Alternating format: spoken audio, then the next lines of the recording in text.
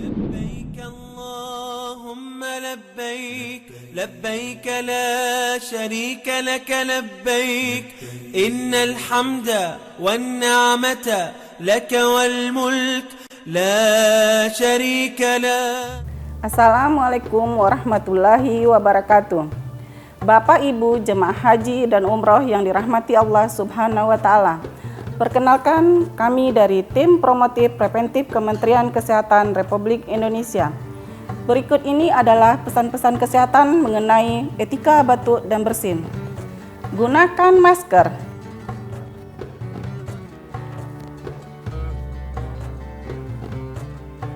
Jika Bapak Ibu batuk dan bersin, tutuplah mulut dan hidung dengan menggunakan lengan atas bagian dalam.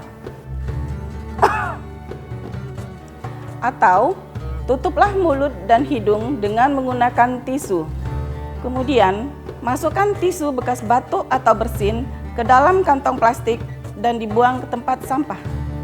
Kemudian, cucilah tangan dengan menggunakan sabun dengan air mengalir atau menggunakan hand sanitizer.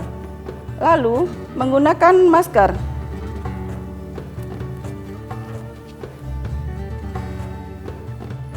Demikian pesan kesehatan ini, semoga bermanfaat. Ikuti selalu arahan petugas dalam menjaga kesehatan sehingga Bapak Ibu dapat melaksanakan ibadah dengan baik. Salam istitoah. Wassalamualaikum warahmatullahi wabarakatuh.